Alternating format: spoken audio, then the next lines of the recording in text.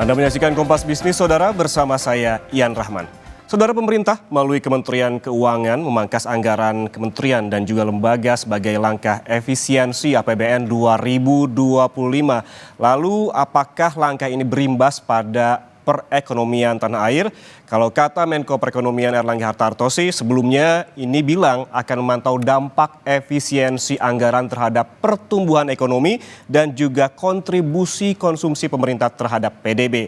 Karena jika dilihat-lihat dari ekonomi Indonesia pada kuartal 4 2024 ini didorong oleh 3 hal besar, yaitu konsumsi rumah tangga, investasi, dan juga konsumsi pemerintah. Sebelum lebih jauh kita membahas mengenai dampak ekonomi apa saja yang berpotensi akan terjadi karena efisiensi anggaran, kita lihat seberapa besar anggaran yang dipangkas di data berikut.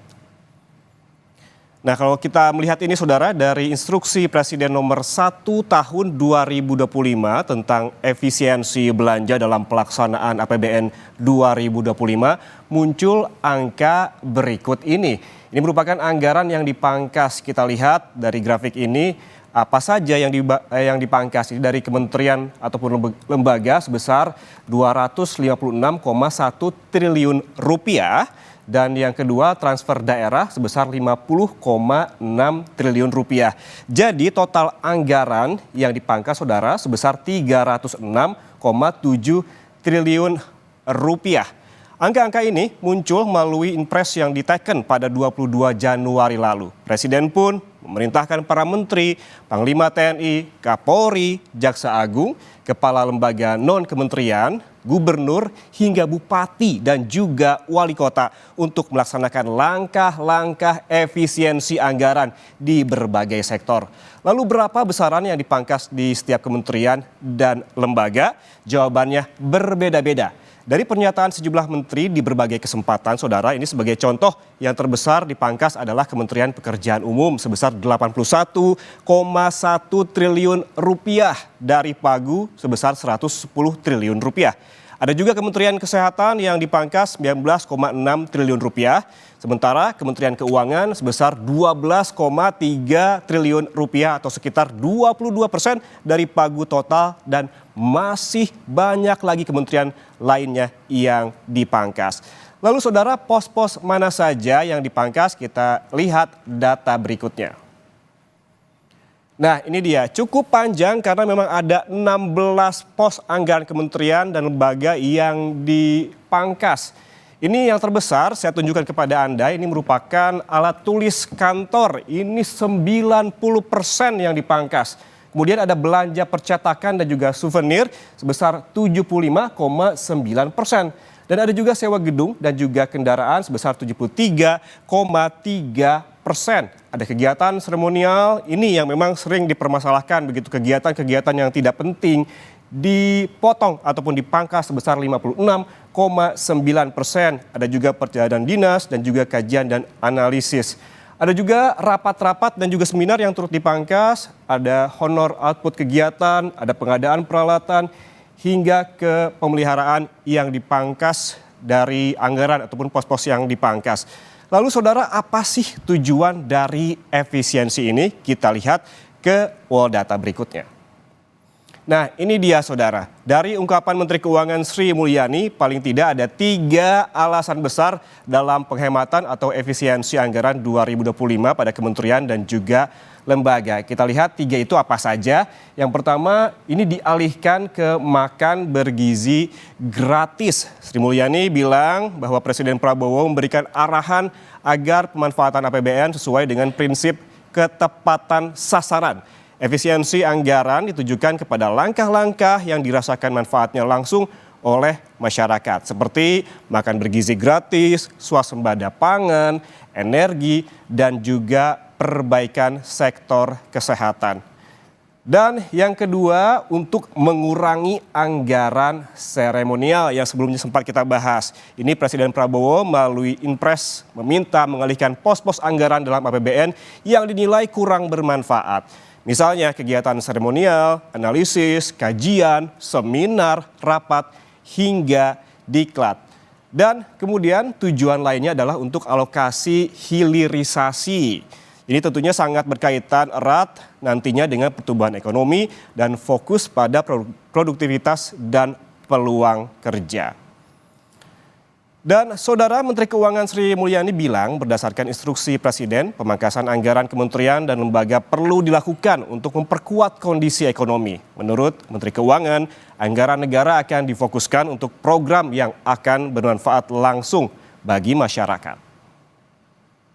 Belanja-belanja yang dianggap dampaknya terhadap perbaikan dan perkuatan perekonomian dan kesejahteraan, memperbaiki produktivitas, menciptakan growth, itu perlu untuk diperkuat. Oleh karena itu, Presiden menyampaikan dalam instruksi untuk melakukan fokus anggaran agar makin efisien dan penggunaan anggaran akan ditujukan kepada langkah-langkah yang memang dirasakan manfaatnya oleh masyarakat langsung seperti makan bergizi gratis, tapi juga beberapa langkah seperti swasembada pangan, energi, kemudian perbaikan di sektor kesehatan, serta langkah-langkah untuk meningkatkan kualitas dari masyarakat. Saudara, Anda kembali bersama kami di Kompas Bisnis. Saudara, anggaran kementerian dan juga lembaga dipangkas dan dialihkan ke program prioritas. Lalu bagaimana dampak pemangkasan anggaran ke pertumbuhan ekonomi nasional? Sudah bergabung peneliti bidang ekonomi Institute for Development of Economics and Finance atau INDEF, Abdul Manap Pulungan. Selamat pagi, Pak Pulungan. Selamat pagi, Mas Yan. Pak Pulungan, ini ada 16 pos kementerian dan juga lembaga yang anggarannya dipangkas cukup banyak. Dari sewa gedung dan juga kendaraan, kemudian perjalanan dinas, bantuan pemerintah, dan juga infrastruktur. Kalau dari hitung-hitungan Anda ini, apa dampak dari pemangkasan anggaran ini dan sektor apa yang akan paling terdampak? Karena saya melihat kemarin beberapa tulisan dari Indef menyebutkan infrastruktur juga paling terdampak akibat kebijakan ini. Ya, pertama kita perlu apresiasi ya upaya pemerintah untuk menghemat anggaran di tengah kita sulitnya untuk mendulang penerimaan perpajakan. Kita paham bahwa situasi sekarang memang tidak begitu menguntungkan karena penerimaan perpajakan kita belum bisa meningkat signifikan. Ini dipengaruhi oleh faktor global maupun domestik yang belum pada akhirnya mampu meningkatkan penerimaan perpajakan. Upaya untuk menekan pengeluaran pemerintah ini sebetulnya salah satu langkah yang dilakukan untuk menghemat belanja negara sehingga nanti utangnya tidak meningkat signifikan, begitu Mas Ian. Tapi memang ketika kita berbicara penghematan, kita juga harus memilah-milah kira-kira yang dihemat itu yang mana gitu ya. Jangan semua dipukul rata. Kalau masalah misalnya seremonial itu kita dari awal memang setuju. Itu justru jangan dibuang-buang duit rakyat itu untuk masalah yang ini. Tetapi kalau kita berbicara tentang yang dipotong adalah infrastruktur atau kajian dan berbagai hal itu dampaknya tidak hanya dalam jangka pendek tapi akan dalam jangka panjang begitu ya. Karena kita pahami bahwa ketika yang dipotong anggaran infrastruktur itu akan memiliki multiplier effect terhadap ekonomi secara keseluruhan baik di pusat terutama di daerah. Begitu Mas Yan. Kalau Anda sebutkan tadi bahwa pilih-pilih mana yang harus dihemat dan mana yang tidak perlu begitu. Ada 16 pos anggaran yang akan dipangkas begitu nantinya. Menurut Anda dari 16 pos anggaran ini mana saja yang prioritas untuk dihemat atau dipangkas sebelumnya? Dan juga apakah perlu dikurangi atau ditambah? Karena memang ada juga begitu yang bilang bahwa ada penambahan ataupun perlu penambahan semisalnya perjalanan dinas pejabat, renovasi rumah pejabat, dan anggaran-anggaran lainnya. Seperti apa? Ya betul, jadi kita juga memahami seperti apa proses bisnis di KL kita itu ya, bahwa banyak anggaran yang biasanya katakanlah rapat hanya perlu sekali itu dilaksanakan sampai 3 hari, itu kan akan memakan biaya yang sangat besar, terutama untuk karena ketika ke daerah itu bukan hanya hotel yang dibayar, tapi juga ada biaya perjalanan dinas yang menjadi biaya untuk personil gitu ya Mas, itu angkanya cukup besar. Dengan ada penghematan ini, jadi kita bisa memaksimalkan atau meningkatkan efisiensi dari penggunaan anggaran karena kita paham bahwa negara kita ini sedang kesulitan dalam menjaga atau meningkatkan penerimaan perpajakan. Nah, terkait dengan seremonial terus rapat di hotel, memang nanti akan berdampak terhadap ekonomi kita terutama dari lapangan usaha di sektor perhotelan karena sebagian besar hotel itu kalau penerimaannya itu 40% dari rapat dari KL baik di pusat di daerah. Memang akan terdampak seperti apa kalkulasinya mungkin nanti akan kita lihat di kuartal pertama 2025.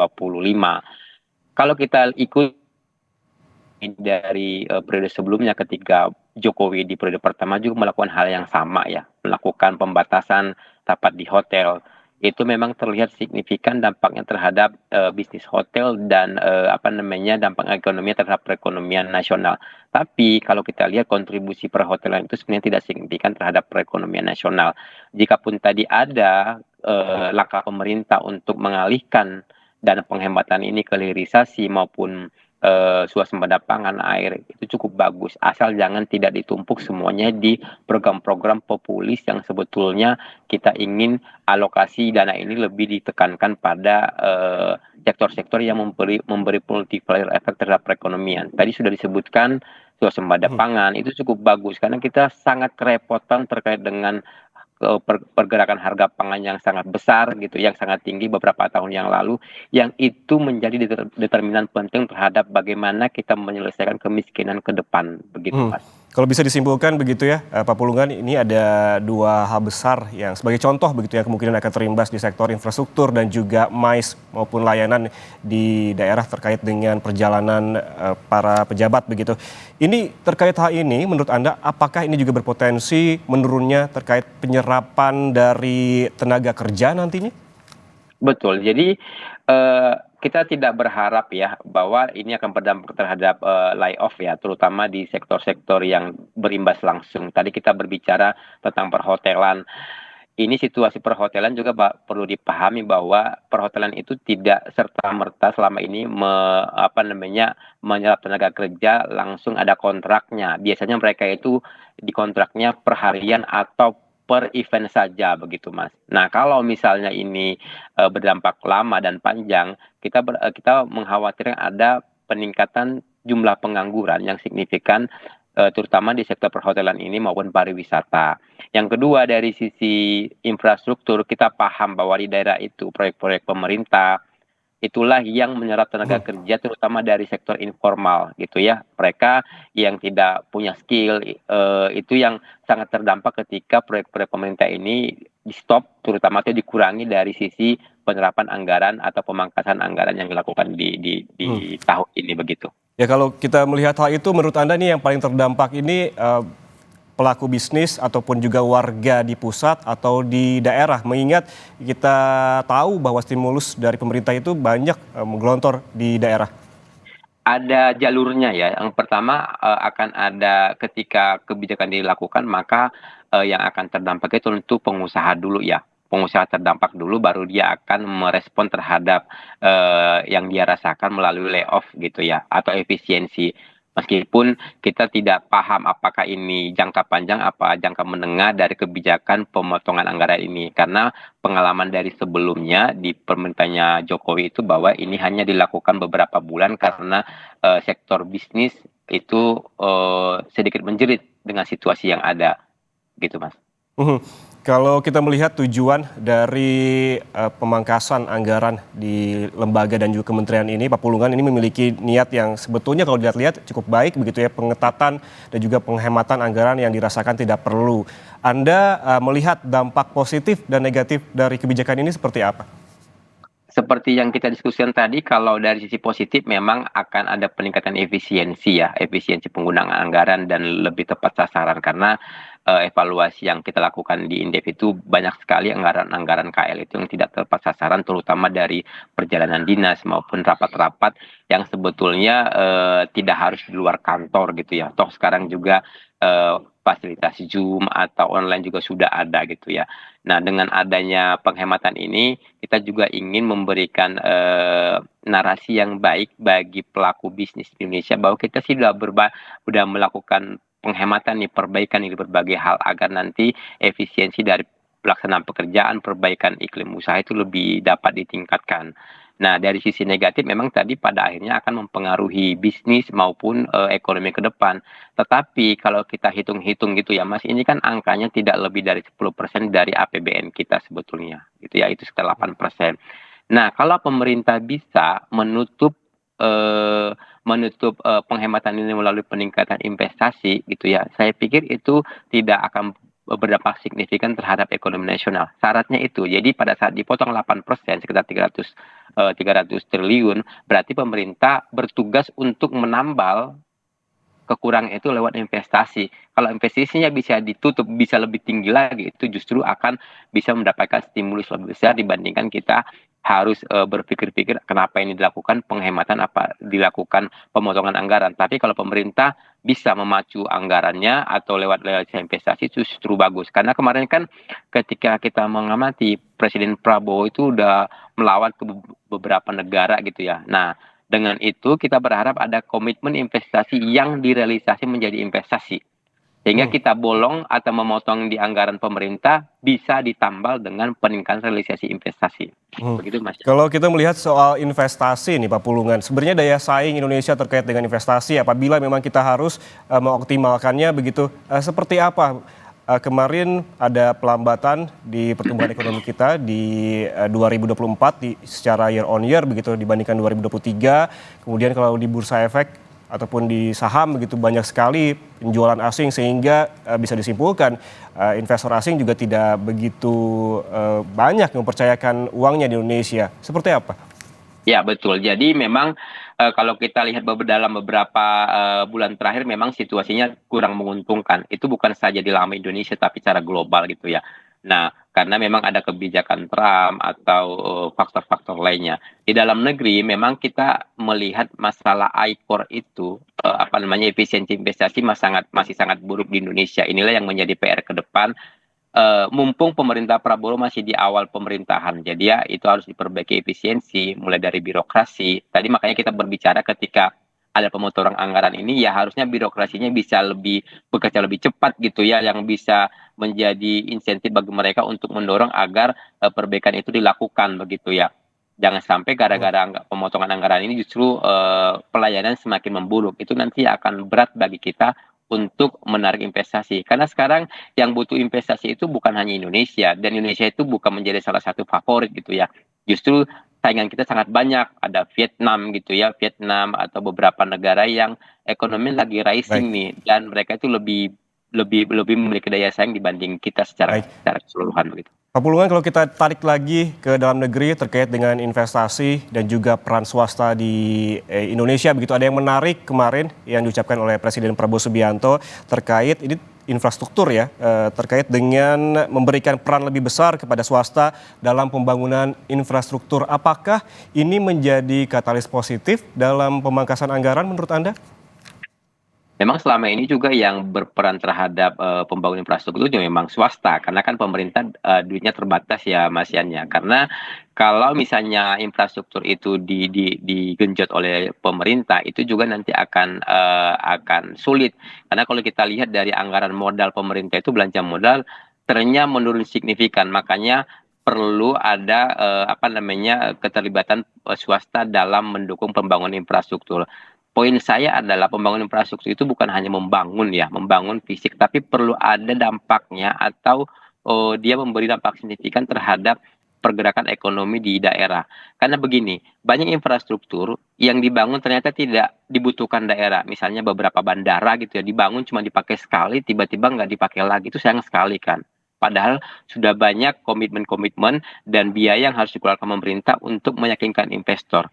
Dalam hal ini, investasi dalam infrastruktur ini memang variabel yang sangat penting untuk kita perhatikan. Tetapi lagi-lagi kita harus melihat kebutuhan apa sih infrastruktur yang kita butuhkan untuk mencapai Indonesia Emas 2045.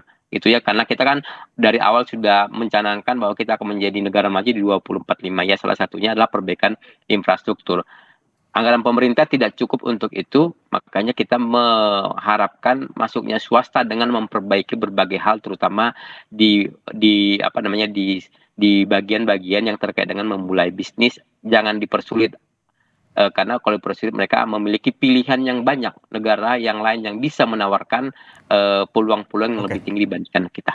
Baik, artinya memang investasi dan juga infrastruktur menjadi variabel penting ke depannya bagi Indonesia untuk mencapai target Indonesia Emas, dan juga ada PR besar terkait kepercayaan investor, terutama investor asing juga untuk menanamkan uangnya begitu di Indonesia, bagaimana secara fundamental juga harus tetap dibenahi di tanah air ataupun secara domestik. Terima kasih Abdul Manap Pulungan, peneliti bidang ekonomi Indef, telah bergabung bersama kami di Kompas Bisnis.